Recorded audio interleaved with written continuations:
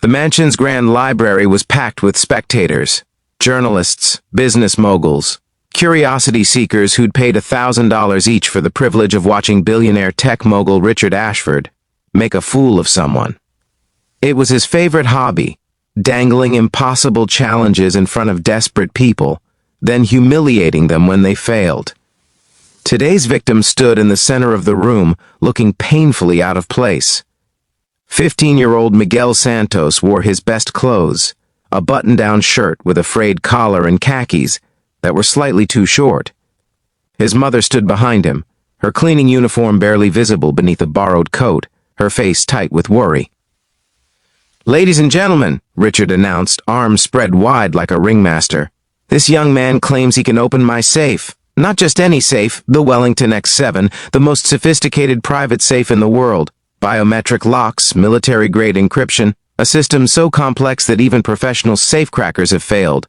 The crowd murmured with amusement. Richard gestured to the massive steel safe standing against the wall like a monument to security. "I've offered young Miguel here a challenge. Open this safe, and I'll give him $100 million. Richard's smile was cruel. But when he fails, and he will fail, he and his mother will admit on camera that poor people who dream above their station are nothing but jokes. Miguel's mother, Rosa, put a hand on her son's shoulder. "Mijo, we should go. This man just wants to hurt us." "No, Mama." Miguel's voice was quiet but steady. "I can do this." Richard laughed. "The boy has confidence. I like that. Misplaced, delusional confidence, but confidence nonetheless." He turned to the cameras. "Let the entertainment begin." Miguel approached the safe. It was 7 feet tall, matte black, with a digital interface that looked like something from a spaceship. The Wellington X7, Richard had bought it for $12 million specifically, because it was supposed to be unbreakable, a fitting metaphor for the man himself. "The rules are simple," Richard announced. "You have 30 minutes. No tools, no help, no second chances. The safe contains $100 million in bearer bonds. Open it, they're yours. Fail and you humiliate yourself on international media. Clock starts now." Miguel didn't move toward the safe's interface. Instead, he walked around it slowly, examining it from every angle. The crowd began to whisper, confused. "What's he doing?" someone muttered. "Stalling," Richard said dismissively, realizing he's in over his head. But Miguel's eyes were focused, calculating. He crouched down, examining the base of the safe. Then he stood and studied the top. He pressed his ear against the steel, listening. 25 minutes, Richard announced cheerfully. Miguel finally approached the digital interface. His fingers hovered over the keypad, then pulled back. He looked at Richard. "Can I ask you some questions?" "Questions?" Richard laughed. "Certainly.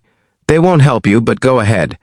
When did you buy this safe?" 2 years ago. "Why? And the installation company, Thomson Security Systems?" Richard's smile faltered slightly. "How did you know that? The installer's signature is etched near the bottom hinge. Very small, but it's there. Thompson's crew always does that. I've seen it before." Miguel's voice remained calm. "Did you have them install it here, or did you move it from another location?" What does that matter?" "It matters because the Wellington X7 weighs 4 tons. Moving it requires recalibration of the internal gyroscopic sensors. If you moved it, there's a 72-hour window where the backup reset protocol is still active." Miguel looked at Richard steadily. "Did you move this safe in the last 6 months?" Richard's face reddened. "I moved from my New York penthouse to this estate 4 months ago, but that doesn't mean... It means the backup protocol might still be accessible." Miguel turned back to the safe. "The Wellington X7 has a design flaw that the company tried to keep quiet. When the safe is moved and recalibrated, there's a master reset sequence that can be triggered using the original installation date and the GPS coordinates of the first installation location." The room went silent. "That's impossible," Richard said, but his voice had lost its confidence. "How would you know that?" "Because my mother cleans the offices of Thomson Security Systems," Miguel said simply. "I do my homework there while I wait for her shift to end. I've spent 3 years reading their technical manuals, their installation guides, their internal memos about design flaws and patches. I've read everything in that office." Rosa's hand went to her mouth. Miguel, you never told me. I didn't want you to worry about me snooping, Mama, but I was careful. I only read things that were left out, never hacked or stole anything. Miguel looked at Richard. I memorized the Wellington X7 specs because it's the most interesting safe they install. I know its vulnerabilities because the engineers have been arguing about them in emails for 2 years. Richard's face had gone from red to pale. You're bluffing. Even if that's true, you couldn't possibly know the installation date or GPS coordinates of my New York penthouse. June 15th, 2 years ago.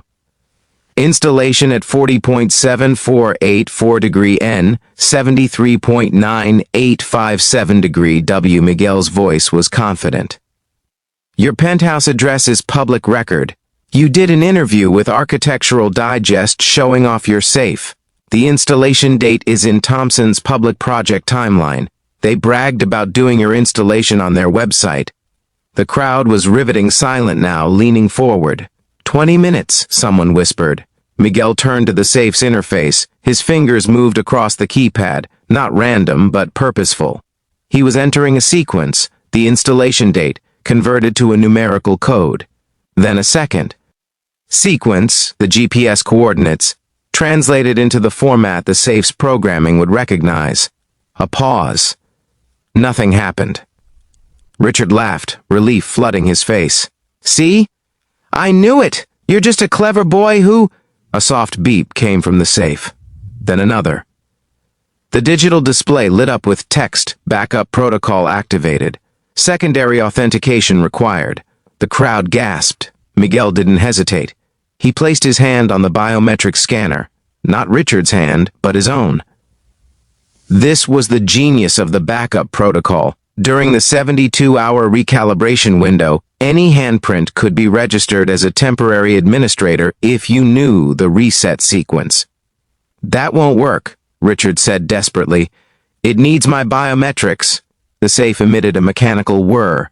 The massive door clicked, then swung open with a heavy final sound. Inside, stacks of bearer bonds filled the shelves. $100 million. The room erupted. Journalists shouted questions. Spectators surged forward. Cameras flashed like lightning. Miguel stepped back from the open safe, his face calm but his hands shaking slightly. I did it. Richard Ashford stood frozen, his face a mask of disbelief and fury. This is... You cheated somehow. I used publicly available information and knowledge I gained through legitimate means, Miguel said quietly. You said no tools, no help. I used neither. I used my brain and information you made available by bragging about your security system in magazines. The challenge stands, said Margaret Wheeler, Richard's own lawyer, stepping forward with a tablet. The terms were clear. Open the safe. Receive $100 million. Mr. Santos opened the safe. I have the entire proceeding recorded and witnessed. Margaret, you can't be serious. I'm always serious about contracts, Richard, especially ones broadcast internationally. Margaret looked at Miguel with something like respect. Congratulations, young man. You've just become one of the richest teenagers in the world. Rosa was crying, her hands covering her face. Miguel turned to her and wrapped his arms around his mother. It's okay, Mama. We're okay now. You never have to clean another office. I can finish school. We can get you the medical treatment you've been putting off. We're going to be okay. Richard was sputtering, red-faced, looking for an exit from this humiliation. But the cameras were everywhere, and the witnesses were credible. He'd designed this spectacle to humiliate a poor kid, and instead, that kid had exposed him as a fool. How? Richard finally asked, his voice small. How does a 15-year-old kid know more about my safe than I do? Miguel looked at him with something almost like pity. Because you bought an expensive safe and assumed expense meant security, you never bothered to learn how it actually worked. You just wanted to show it off. But I've spent 3 years sitting in a security company's office, reading everything I could find, learning everything I could learn, because knowledge was free and I had time. He gestured around the mansion. You have all this money, all these resources, and you waste them on humiliating people for entertainment. I had nothing but time and a mother who works 80 hours a week, so I used that time to learn. That's the difference between us. Well said. Margaret Wheeler handed Miguel a business card. My firm would like to help you manage your new wealth if you're interested. No pressure, but you're going to need good advisors. Thank you, ma'am. I'll call you next week. Miguel turned to his mother. Come on, Mama. Let's go home. As they walked toward the exit, Richard's voice stopped them. Wait. Miguel turned. Richard looked older somehow, diminished. You're right, about all of it. I've become someone who finds joy in others' pain, someone who assumes money equals worth. He swallowed hard. I'm sorry, truly, what I did today, setting up this spectacle to humiliate you and your mother. It was cruel, inexcusable. Miguel studied him for a long moment. Thank you for saying that. For what it's worth, you're smarter than anyone I've ever met. And braver. You walked in here knowing I wanted to destroy you, and you still took the challenge. I took it because my mother needs medical care we can't afford. Because we're 3 months behind on rent. Because sometimes you have to risk humiliation for a chance at survival. Miguel's voice was steady. You'll never understand that, Mr. Ashford, and I hope you never have to. 6 months later, Miguel sat in his new apartment, modest, comfortable, in a safe neighborhood where his mother could rest without fear. The $100 million had been invested wisely, providing steady income while preserving the capital. Rosa's medical treatments were proceeding well. Miguel had enrolled in an elite private school but remained grounded, still curious, still humble. He'd started a foundation. Knowledge is free. It provided quiet, comfortable study spaces in low-income neighborhoods where kids with working parents could read, learn, and have access to information. Libraries filled with technical manuals, coding books, science texts, computers with internet access. Everything Miguel had lacked he now provided for others. The video of his safe opening had gone viral, not just for the spectacle but for what it represented. A poor kid with nothing but curiosity and determination, outsmarting a billionaire who'd assumed poverty meant stupidity. Richard Ashford had contacted him twice, once to formally apologize, and once to ask if Miguel would consult on a new charitable initiative Richard was starting, providing education grants for kids from low-income families. Miguel had said yes, not because he forgave Richard completely, but because he believed in second chances, because humility learned late was still better than never learned at all. On his desk sat a small framed photo, Miguel at 15 standing in front of that massive safe, the door hanging open, his expression calm and determined. His mother had taken the photo with her old phone, and Miguel kept it as a reminder, not of the money, not of the victory, but of the truth he'd learned that day. The greatest security system in the world was no match for a curious mind, a desperate need, and a boy who'd spent 3 years learning everything he could, because knowledge was the only wealth his family could afford. The millionaire had laughed at the poor boy, but the poor boy had the last laugh, and used it to build something that would help thousands of other poor kids find their own way to open doors that seemed impossible. That was worth more than any safe could hold.